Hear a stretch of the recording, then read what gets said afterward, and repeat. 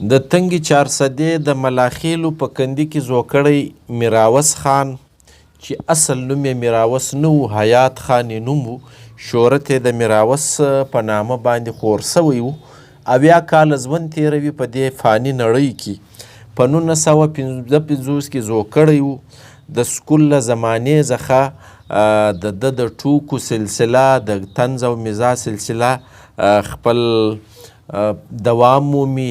بیا د شهرت دی، د به ویل چې زه د اووم و اتم د کلاس لوستونکی وم، چې په دغه دور کې به ما خپلو لوستونکو ته په سکول کې پر سټیج باندې خپلې خاکې وړاندې کولې، ټوکې به م کولې. نو په دې اړه باندې به ما خپل ملګري او یاران خندول. داسې خندا، داسې طنز تاسو چورت پر وواست 80 کاله شاته، 50 کاله شاته سړی ولاړ سي. سوشل میډیا نسته، فیسبوک نسته او یوټیوب نسته، نور دا سوشل فورمونه چې راغلي دي د میډیا، دا یو شی نسته. د بیکاره کیمرې دومره خاص ریزلټ به یې نه و، دغه ویډیو به جوړېده او یو د کیسټ په غږ باندې به ریکارډینګ کېدی. دغه زمانه وه.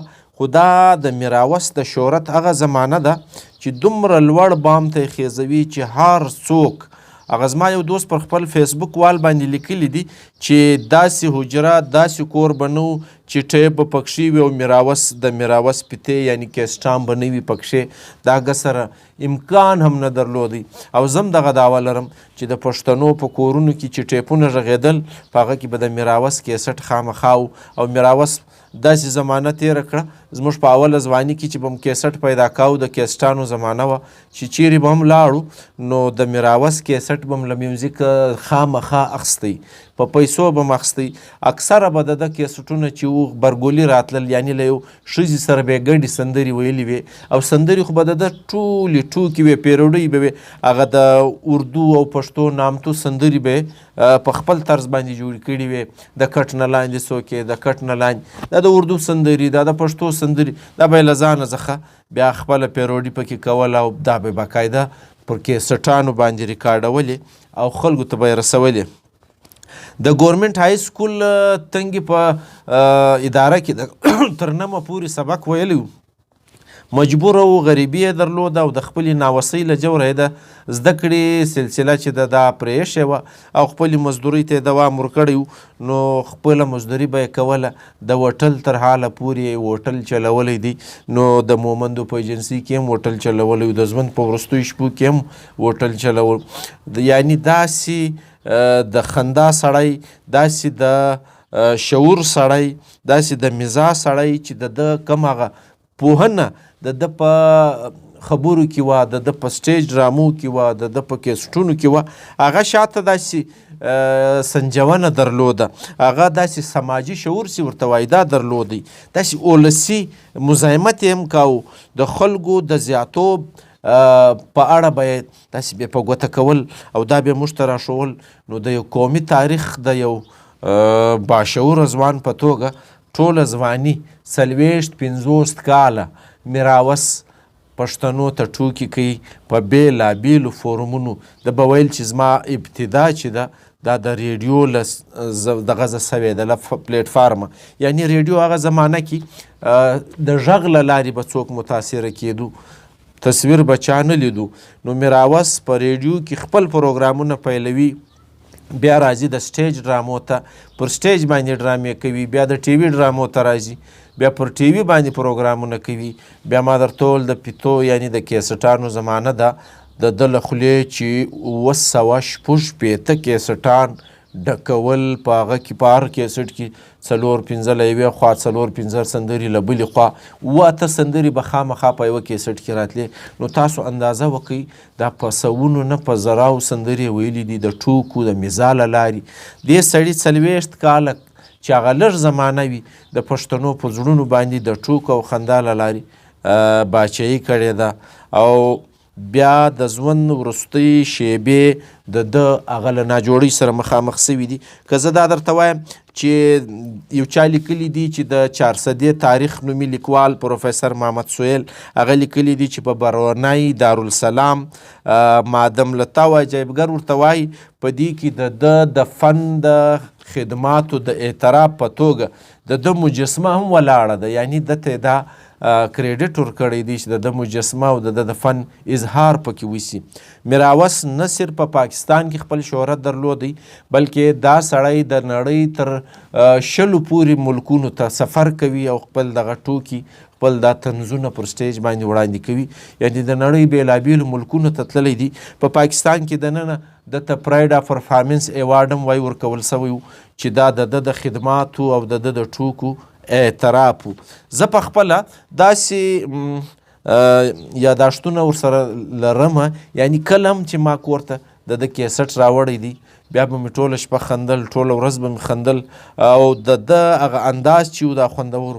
تاسو د سندرې خو څه کوئ چې کم تصویر به پر کیسټ باندې د خور کړی په هغه کې بیا هم انداز د ټوکو، یعنی ټول عمر خندا خورول او پښتنو ته خندا خوند ورکوي. نو د ژوند هره شیبه میراوس په ټوکو او خندا تیره کړې وه. تاسو له دې اندازه وکئ چې په سوونو کیسټان مارکیټ ته راباسي او دا داسې زمانه ده چې سوشل فورمونه نسته، هغه یوه ذریعه سته چې د کیسټ ده یا د سټیج ده، په دې کې دا سړی دومره شهرت ترلاسه کوي. زه وایم که دا سړي اوس دا زمانه کې کار کولی چې دا د سوشل فورمونه دومره ډیر دي نو د دې سړي به د شهرت کم حالت و، خو کم دور چې د لیدلی دی، کمه باچهي چې د پښتنو په زړونو باندې د کړې ده دا ډیره خوندوره ده. د پښتنو لخوا د ریسپانس چې کومه ذمواري وه شاید هغه قدر نه پوره سوی، شاید هغه قدر نه نازول سوی. په دې اړه د یو چا یو یادښت در سره شریکوم، لیکلي و چې دته ویلي و چې ته داسې وکړه د خپلې ټوکې په اردو ژبه باندې کوه نو ته به پیسې هم ډېرې ګټې، شهرت به دې هم ډېر سي، خلک به دې هم ډېر وپېژني.